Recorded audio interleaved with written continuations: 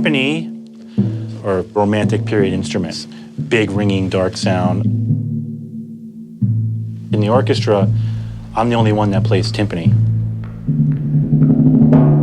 I just have these bamboo sticks, piano felt, calf skins, metal bowls. I mean, in some ways it's not that fair, but we're supposed to make music with it.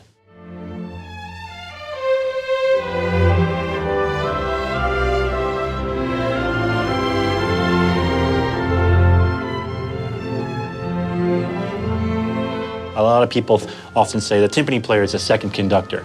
It's a little bit silly. But you have to study the score like a conductor. I have to know it to get the right sound. I have to be focusing 99% of my ears on what's happening in the trumpets, what's happening in the strings, what is the conductor doing.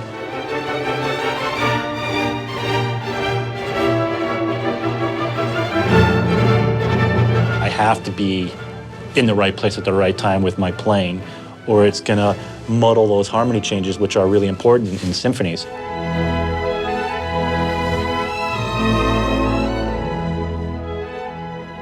The mallet creates the sound, but the idea comes from the player. And the idea is driven by the music. So all of the designs for the sticks come directly from the music. If we played a piece by Mozart, we would want a stick that is articulate and bright, like this stick, with layers of suede leather. So you can really hear the difference between this and then a stick with felt on it if I play that same Mozart passage.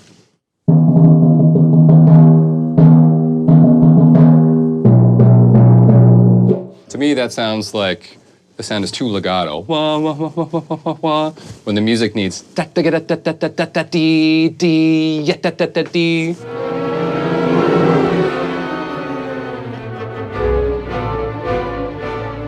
I have everything that I need. I have a ton of mallets, but you know, the more refined you get in thinking about sounds, the more you want to dig deeper into getting the sound that you want. All of our mallets are handmade, and these are specifically made for Joe Pereira and for the LA Philharmonic.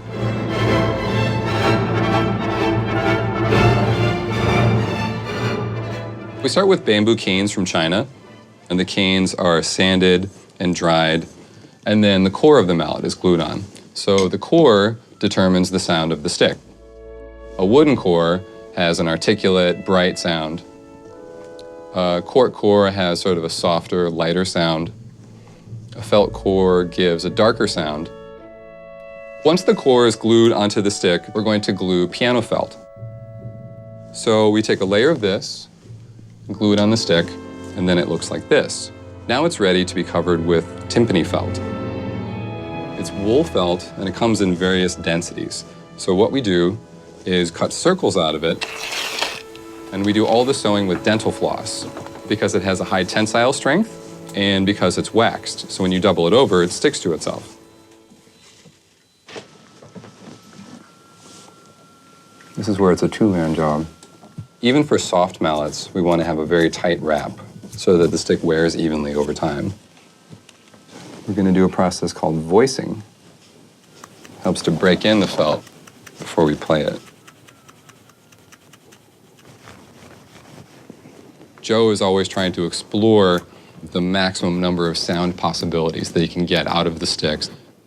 So we've done a variation of this with more felt. We did one with less felt, different bamboo, different sizes, and that's it. Cool.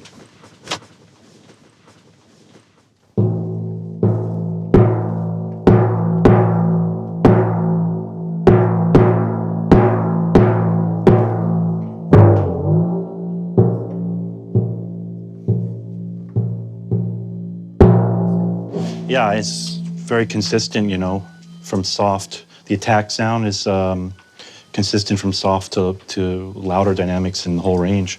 Clear tone, and the stick feels really good too, so it's great. The timpani has been using calf and goatskin heads since the beginning of the timpani in the orchestra. How long these heads last, it really basically depends on how much you play on them.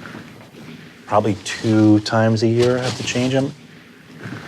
So I'm trying to get it, centered and tucked on here on this metal hoop as evenly as possible. Try to get as much air and water out of there as possible. And these wrinkles will come out as I tuck this under. I like the calfskin heads because it naturally has a richer, wider sound, You get the attack sound of the mallet head hitting the head of the drum, but you also get this warmth that happens after I play that fills it in. And I can play with that a little bit, make it a little bit brighter with a harder stick, or make it a quicker stroke. That's where the technique comes in. Okay, so that's pretty much it now. Just try to get some of the air out real quick. In here, keep that. Now the only thing I had to worry about is getting it on evenly, so it dries even, and then it'll be a nice, clear, ringing tone. And I put the counter hoop on, tuning rod back in the same spot they were originally in.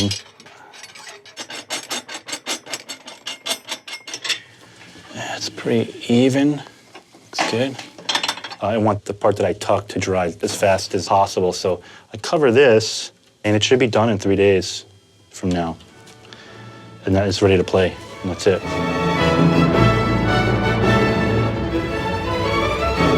Trying to get the right sound. It's endless.